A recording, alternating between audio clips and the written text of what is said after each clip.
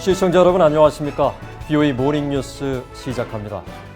모건 오테이거스 미 국무부 대변인이 6.25 전쟁을 제국주의 침략이라고 주장한 중국 시진핑 국가주석의 연설에 대해 한국 전쟁은 중국의 지지를 받은 북한의 남침이라고 일축했습니다. 또 중국 공산당이 북한을 지원해 한국 전쟁에 참전하면서 한반도에 참화를 불러왔다는 사실도 분명히 했습니다. 조상진 기자입니다. 미국 국무부의 모건 오테이거스 대변인은 지난 23일 자신의 사회연결망 서비스 트위터에 글을 올려 6.25 한국전쟁에 대한 중국의 항미 원조전쟁, 즉 미국의 침략에 맞서고 북한을 지원한 전쟁이라는 주장을 정면으로 반박했습니다. 오테이거스 대변인은 중국 공산당에서는 70년 전 6.25 전쟁이 단순히 발발했다고 주장하지만 사실은 1950년 6월 25일 마오쩌둥의 후원을 받은 북한이 남침을 한 것이라고 지적했습니다. 그러면서 자유국가들이 이에 맞서 싸우자 중국 공산당은 수십만 명의 군사를 압록강을 넘어 진격시켜 한반도를 유린했다고 덧붙였습니다. 오테이거스 대변인의 글은 지난 23일 시진핑 중국 국가주석의 연설을 반박한 것이며 주한 미국 대사관은 25일 이 트위터 글을 자체 사회연결망 서비스 계정에 다시 올리면서 한국어 번역을 추가해 공개했습니다. 앞서 지난 23일 시 주석은 중국이 한국전쟁 참전을 기념하는 행사에 참석해 6.25 전쟁에 대해 제국주의 침략 확대를 억제하고 중국의 안전을 수호한 것으로 침략자를 때려눕혀 신중국의 대국 지위를 세계에 보여줬다고 주장했습니다. 回望70年前伟大的抗美援朝战争，进行具有许多新的历史特点的伟大斗争。 瞻望中华民族伟大复兴的光明前景，我们无比坚定，无比自信。 이런 가운데 한국 외교부도 시 주석 연설에 대해 6.25 전쟁은 북한의 남침이라는 역사적 사실과 배치된다고 지적했습니다.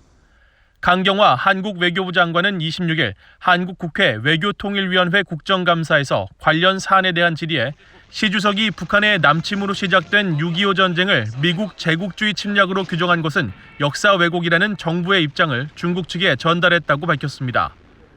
또 한국 전쟁의 북한 남침은 과거 유엔 안보리 결의에도 명시됐으며 부인할 수 없는 역사적 사실이기 때문에 국제사회에서도 이 문제를 잘 알고 있을 것이라면서 한국 정부의 입장을 지속적으로 전달할 것이라고 덧붙였습니다. 서욱 한국 국방부 장관도 이날 국회 국방위원회 국정감사에서 6.25 전쟁은 스탈린과 마오쩌둥의 사주를 받은 명백한 남침이라고 밝히고 항미 원조로 제국주의의 침략 확장을 억제하고 한반도 정세를 안정시켜 아시아와 세계 평화를 지켰다는 시 주석의 발언에 동의하지 않는다는 점을 분명히 했습니다. BOA 뉴스 조상진입니다. 북한의 열악한 인권 상황이 신종 코로나 바이러스와 자연재해로 더 악화됐다고 유엔 북한인권 특별보고관이 지적했습니다. 북한군의 총격으로 사망한 한국 공무원 피살 사건에 대해서는 국제인권법을 위반한 자의적 살해로 보인다고 평가했습니다. 오택성 기자입니다. 토마스 오에아 퀸타나 유엔 북한인권 특별보고관은 23일 열린 유엔 총회 제3위원회 북한인권 보고에서 북한의 인권 상황이 여전히 심각하다며 특히 신종 코로나 바이러스로 인한 인권 유린 상황을 지적했습니다. 수용소내 영양실조가 만연하고 보건 서비스가 거의 없기 때문에 수감자들이 특히 취약하다며 정치범들과 병든 사람들, 노약자 등 코로나에 취약한 사람들을 석방할 것을 촉구했습니다. The prisoners in the DPR Korea are particularly vulnerable since malnutrition in prisons is common and health services barely exist. I once again call for the release of political prisoners and of those who are particularly vulnerable to COVID-19, including the sick and older persons. 퀸타나 보고관은 이어 최근 북한 영해에서 벌어진 한국 민간인 피격 사망 사건에 대해 지적했습니다. 이번 사건은 북한 당국이 코로나로 인한 엄격한 봉쇄 조치를 취한 가운데 벌어진 사건이었으며 국제인권법을 위반한 자의적 살해에 해당되는 것으로 보인다고 밝혔습니다. Such an incident seems to entail the arbitrary killing of a civilian in violation of international human rights law. 퀸타나 보고관은 또 강제 노동, 강제 실종, 국제 납치 등 북한에서 벌어지고 있는 다른 인권 침해 상황을 열거하며 이를 중단할 것을 촉구했습니다. 아울러 유엔 안보리 대북 제재를 거론하며 제재가 북한의 경제뿐 아니라 인도주의에 미치는 부정적인 영향이 크다며 부분적인 제재 해제 필요성을 강조했습니다. 이날 회의에서 미국은 북한의 인권 유린을 규탄했습니다. 북한은 신앙을 가졌다는 이유로 가둔 수감자를 포함한 자의적 구금 피해자들을 즉각 석방할 것과 근본적인 자유에 대한 억압을 중단할 것을 요구했습니다. 또 북한 정권의 정보와 통신에 대한 억압을 중단할 것을 촉구하면서 북한 정부가 국제 납치와 강제 실종에 연루돼 있다고 비난했습니다. We also urge the regime to end its repression of information and communication into and within the country. The United States condemns the DPRK government's involvement in international abductions and forced disappearances. 이런 가운데 한국은 이날 회의에서 북한군 총격에 의해 피살된 한국 민간인에 대해 남북이 합동 수사에 나설 것을 요구했습니다. VOA 뉴스 오택성입니다. 북한과 중국의 올해 9월까지 무역의 규모가 지난해에 비해 약 73%나 급감한 것으로 나타났습니다. 신종 코로나 바이러스로 국경 봉쇄가 지속되는 상황에서 잠시 상승 곡선을 그렸던 북중 교역액은 석 달 연속 감소세를 이어가면서 열악한 북한 경제 부담이 더 가중될 것으로 보입니다. 김시영 기자입니다. 중국 해관총서가 23일 공개한 무역 통계 자료에 따르면 북한과 중국은 올해 1월부터 9월 사이 총 5억 3,117만 달러어치의 물품을 거래했습니다. 이 중 북한의 대중국 수입이 4억 8,732만 달러, 수출액은 4,385만 달러입니다. 전체적인 북중 무역 상황으로 보면 지난해 같은 기간 19억 5,587만 달러에 비해 72.8%나 줄어든 것입니다. 북한은 올해 초 신종 코로나 바이러스 사태로 국경을 봉쇄하고 계속 유지하면서 북중 무역액은 사실상 역대 최저 수준으로 크게 떨어졌습니다. 북중 무역액이 3개월 연속 감소세를 이어가는 점도 주목되는 부분입니다. 지난 9월 한 달 북한과 중국의 무역 총액은 2,081만 8천 달러로 전달보다 19% 줄어든 수준입니다. 양국 간 무역액은 북한이 신종 코로나 바이러스 사태로 국경 봉쇄 조치를 취한 지 약 한 달 뒤인 지난 3월 1,864만 달러로 집계됐다가 이후 4월과 5월 각각 2,400만 달러, 6,331만 달러를 기록한 뒤 6월에는 9,680만 달러까지 무역액이 늘며 상승 분위기를 이어갔습니다. 그러나 7월에 7,084만 달러로 내려갔고 8월에는 더 큰 폭으로 떨어져 2,583만 달러까지 떨어졌는데 이번에는 이마저도 무너지면서 지난 4월의 무역액보다도 낮아진 상황입니다. 북한의 중국 무역액 규모는 핵미사일 개발에 따른 국제사회의 대북 제재 영향으로 이미 지난 2018년과 2019년 큰 폭으로 떨어진 바 있습니다. 이에 더해 올해 코로나 사태 여파로 대중 무역액이 또 한 번 급감한 데다 최근엔 홍수와 태풍 등 자연재해까지 겹치면서 북한의 경제난이 심화되고 있다는 분석이 이어져 왔습니다. He was hoping probably to get some sanction relief that hasn't come, and then this COVID problem. So he's had a double disaster this year.